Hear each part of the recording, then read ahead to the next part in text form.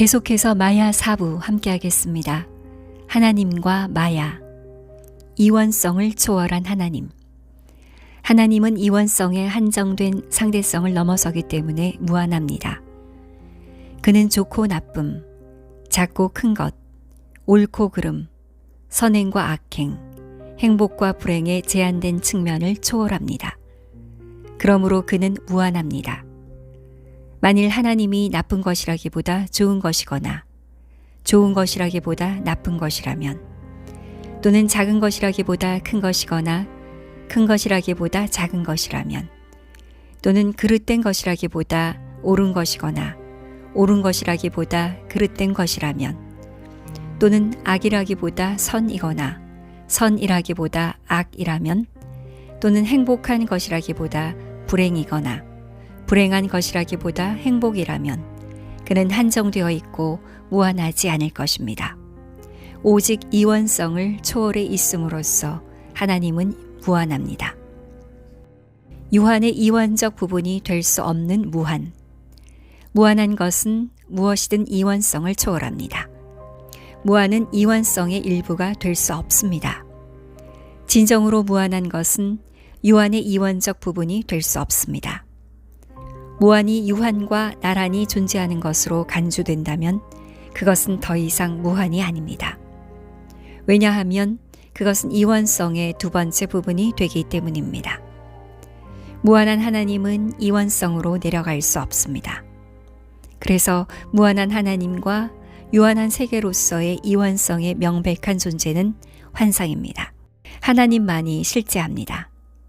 그는 무한하며 두 번째가 존재하지 않는 하나입니다. 유한의 존재는 겉으로만 드러납니다. 그것은 거짓입니다. 그것은 실제가 아닙니다. 마야가 만든 유한한 것들의 세계. 유한한 것들의 거짓된 세계는 어떻게 존재하게 될까요? 그것은 왜 존재할까요? 그것은 마야, 즉 무지의 원칙에 의해 만들어졌습니다. 마야는 환상이 아닙니다. 그것은 환상의 창조자입니다. 마야는 거짓이 아닙니다. 그것은 거짓된 인상들을 주는 것입니다. 마야는 비현실적이지 않습니다. 마야는 현실을 비현실적으로 보이게 하고 비현실을 현실적으로 보이게 하는 것입니다. 마야는 이원성이 아닙니다. 마야는 이원성을 야기하는 것입니다. 유한성에 대한 환상. 그러나 지적 설명의 목적을 위해 마야는 무한한 존재로 보일 것입니다. 마야는 제한성의 환상을 만들어내지만 스스로 제한 속에 있지는 않습니다. 마야에 의해 창작된 모든 환상은 유한합니다. 그리고 마야로 인해 존재하는 것처럼 보이는 이원성의 전체 우주도 유한합니다. 우주에는 무수한 것들이 포함되어 있는 것처럼 보이지만 그렇다고 해서 무한한 것은 아닙니다. 별들은 셀 수 없을 것입니다. 엄청난 수의 별들이 있지만 그럼에도 불구하고 전체 별의 무리는 유한합니다. 공간과 시간은 무한히 나누어질 수 있는 것처럼 보이지만 그럼에도 불구하고 유한합니다. 유한하고 제한된 모든 것은 환상의 세계에 속하지만 유한한 것에 대한 이러한 환상을 일으키는 원리는 어떤 의미에서는 환상이 아닌 것으로 보아야 합니다. 공간과 시간의 제약을 받지 않는 마야. 마야를 유한한 존재로 볼 수는 없습니다. 사물은 시간과 공간의 제약을 받아 유한해집니다. 마야는 공간에 존재하지 않으며 공간에 의해 제한될 수 없습니다. 공간 자체가 마야의 창조물이기 때문에 마야는 공간에 제한될 수 없습니다. 모든 것을 포함하는 공간은 환상이며 마야에 의존합니다. 그러나 마야는 결코 공간에 의존하지 않습니다. 따라서 공간의 어떠한 규제로도 한정될 수 없습니다. 또한 마야는 시간의 어떠한 규제로도 한정될 수 없습니다.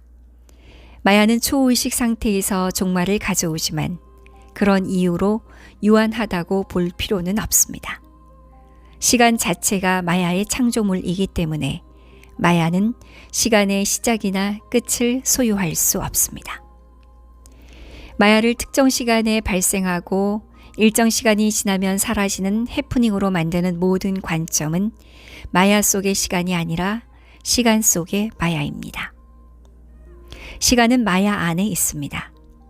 마야는 시간 속에 있지 않습니다. 시간과 시간의 모든 사건은 마야의 창조물입니다. 마야는 결코 시간의 제약을 받지 않습니다. 시간은 마야로 인해 생겨나고 마야가 사라지면 사라집니다. 하나님은 영원한 실제입니다. 따라서 하나님에 대한 깨달음과 마야의 사라짐은 시간을 초월한 행위입니다. 궁극적으로 허위인 무한한 마야.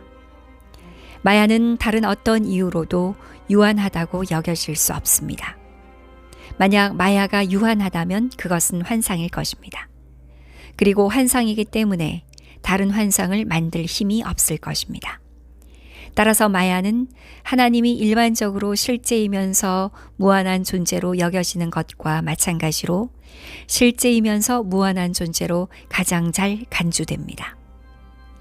가능한 모든 지적 설명 중에서 마야는 하나님처럼 실제하면서도 무한하다는 설명이 인간의 지성에 가장 잘 받아들여집니다. 그럼에도 불구하고 마야는 궁극적으로 사실일 수 없습니다.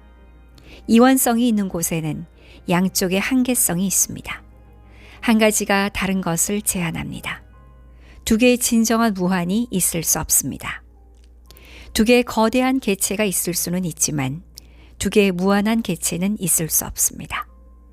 만약 우리가 하나님과 마야의 이원성을 갖고 만약 둘 다 편성된 존재로 간주된다면 하나님의 무한한 실제는 이원성의 두 번째 부분으로 여겨질 것입니다.